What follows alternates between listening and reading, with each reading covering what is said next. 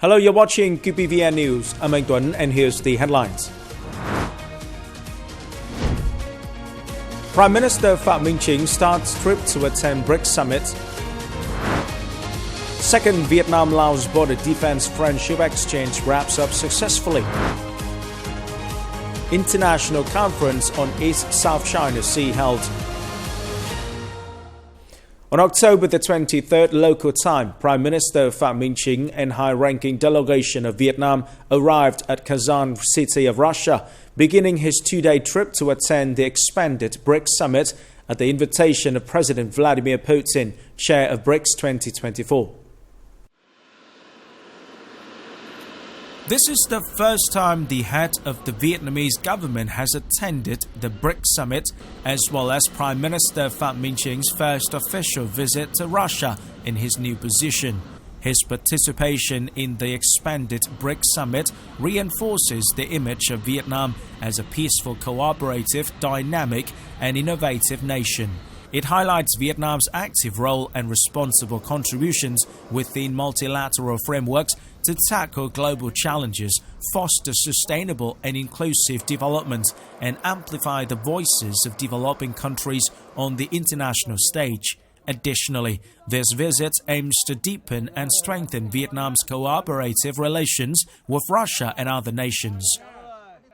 Upon arriving in Kazan, Republic of Tatarstan, for the expanded BRICS Leaders Summit, Prime Minister MINH engaged in discussions with Russian Deputy Prime Minister Alexander Novak, alongside Minister of Economic Development Maxim Reshetnikov and Minister of Industry and Trade Anton Alikhanov, emphasizing the strong support from the leadership of Vietnam's party, state and government for Russia's role as BRICS chair. Prime Minister MINH reiterated that Vietnam considers Russia one of its top priority partners in foreign policy. He hoped to strengthen cooperation with the Russian government in the coming time, especially in areas where both sides have strengths and potential on the basis of mutual benefit.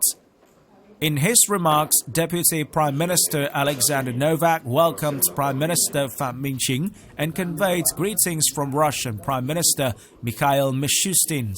He emphasized that President Vladimir Putin and the Russian leadership highly value the comprehensive strategic partnership with Vietnam, recognizing it as a key partner in the Asia-Pacific region. Prime Minister MINH reaffirmed that the Vietnamese government is committed to facilitate Russian enterprises, including those in the oil and gas sector, to expand their operations in Vietnam.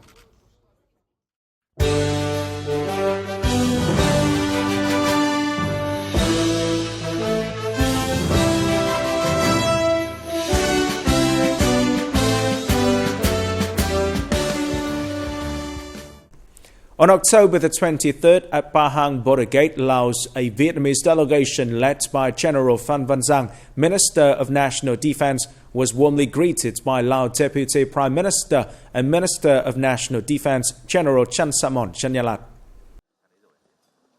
In a formal ceremony, both ministers saluted and repainted a border marker, planted another friendship tree, and observed a joint land patrol by the two countries' border security forces.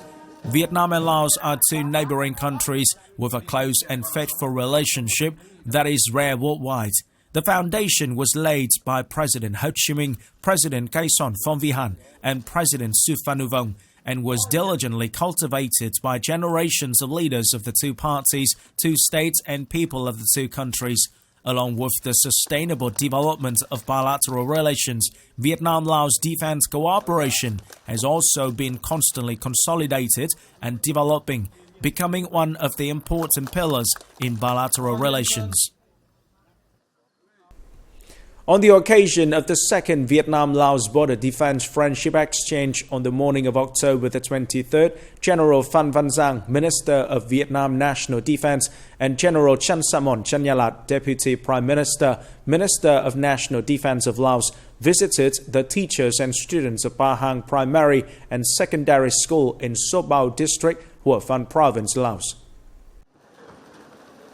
The two ministers expressed their delight at visiting PHAM Primary and Secondary School, they were deeply moved by the sincere and precious sentiments that the teachers and students of Laos offered to the mission.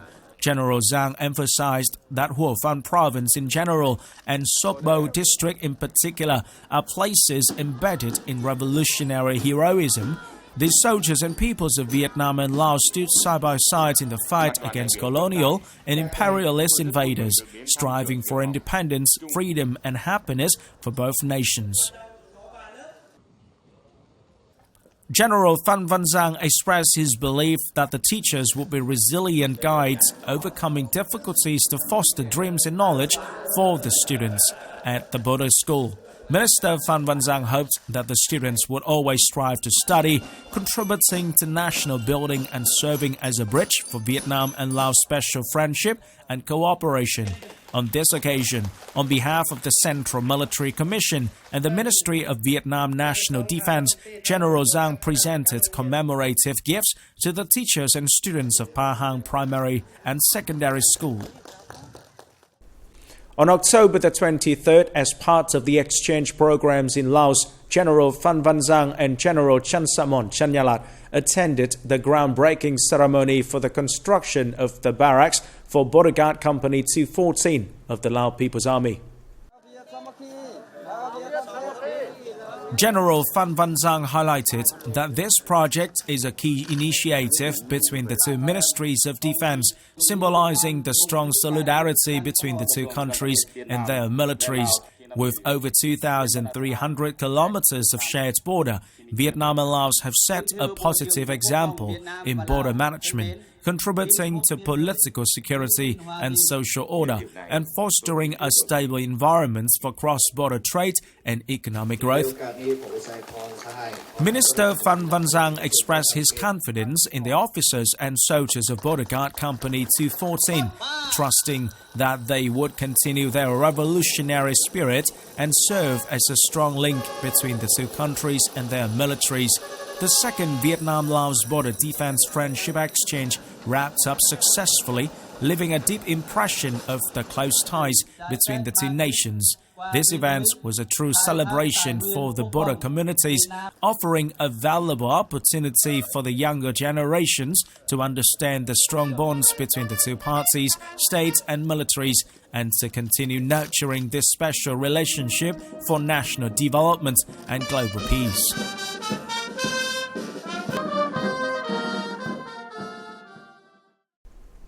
The first party and political work exchange between the Coast Guard forces of Vietnam and China in 2024 is a premise for foreign affairs activities and international cooperation activities in the following years. That was emphasized at the conference to summarize the first party and political work exchange between the Vietnam Coast Guard and the Chinese Coast Guard in 2024, organized by the Vietnam Coast Guard Command on October the 23rd in Hanoi.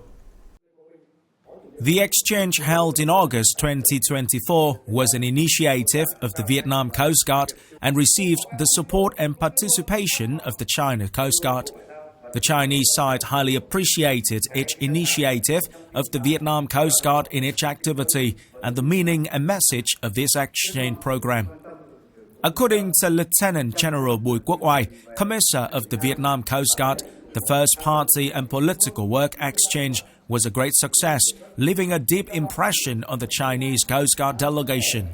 With many practical activities, the exchange contributed to fostering traditional friendship, together promoting cooperation between Coast Guard forces of both sides in particular, and the comprehensive strategic partnership between Vietnam and China in general. At the conference, the Ministry of National Defense presented awards to outstanding collectives and individuals. Coming up next, International Conference on East-South China Sea held. Vietnam becomes largest banana exporter to China. On October the 23rd, the 16th International Scientific Conference on the East Sea, internationally known as South China Sea, organized by the Diplomatic Academy of Vietnam, opens in Ha Long City of northeastern Quảng Ninh Province under the theme Navigating Narratives, Nurturing Norms. The event attracted the participation of nearly 300 in-person participants and more than 250 online registrants. It drew nearly 50 prestigious experts from 23 countries and international organizations, 100 delegates from foreign representative offices in Vietnam, and 22 ambassadors. And researchers. At the opening session, Vietnamese Deputy Minister of Foreign Affairs Đỗ Hùng Việt affirmed that amidst fierce competition among powers, adherence to widely recognized principles and standards is a basis to ensure international peace and stability, as well as a common framework for our countries to peacefully resolve disputes. He stated that this year marks the 30th anniversary of the entry into force of the 1982 UNCLOS and is an opportunity to affirm the significance of the convention that established a comprehensive international legal framework for all activities on the seas and oceans. He said that Vietnam's candidacy to the International Tribunal of the Law of the Sea for the 2026-2035 tenure reaffirms the country's willingness to contribute to the LAOS activities, as well as its commitments to the UNCLOS and UN Charter and international law in general. The 16th International Conference on the EC takes place from October the 23rd to the 24th, 2023, featuring 7 sessions on a wide range of topics. In addition to the 7 main sessions, this year's conference includes 2 keynote sessions featuring important presentations from Judge Oniruchi Hidehisa of the International Tribunal of the Law of the Sea and senior officials from various countries. On the sidelines of the conference, the Young Leaders Program is set to be held, providing a platform for next generations of leaders to engage in the study of the EC issues. According to the Chinese customs, in the first 8 months of 2024, Vietnam became the largest supplier of bananas to China, exporting nearly 460,000 tons, valued at $189.82 million. This represents an increase of 19.6% in volume and 0.8% in value compared to the last same period. With a significant rise in market share, Vietnam's banana industry has overtaken the Philippines as the top supplier and is now in a favorable position in the Chinese market. The shift is attributed to unfavorable weather conditions in the Philippines, leading to reduced production and higher prices. The Central Highlands boast considerable potential and advantages in land, climate, and soil conditions, making it ideal for large-scale modern agricultural development geared toward an agricultural economy. Recently, through typical smart agricultural models, provinces in the Central Highlands have been progressively integrating digital technology among various stakeholders in production and business, fostering a comprehensive digital agriculture ecosystem that emphasizes sustainable development. Rather than relying solely on experience to care for his durian trees, Thanh now uses a mobile app to optimize his care methods. The app provides real-time data on soil moisture, environmental temperature.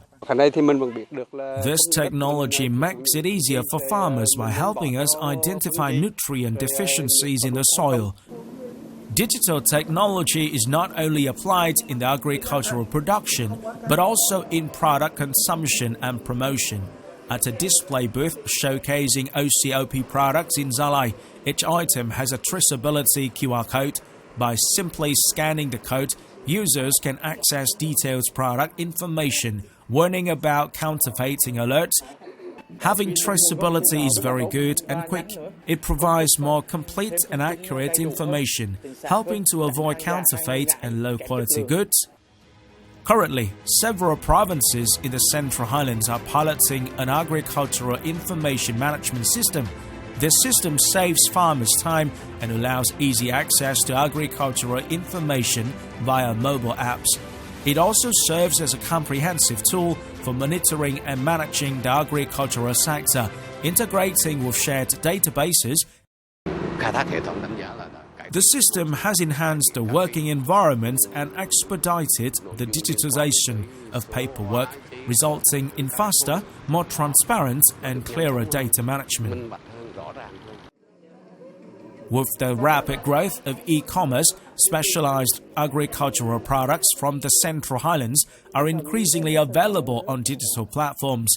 This accessibility allows them to reach consumers more easily, enhance their value, and expand both domestic and international markets. This is the end of the QPVN News today. Remember to watch our news again at qpvn.vn. Thank you for watching and goodbye for now.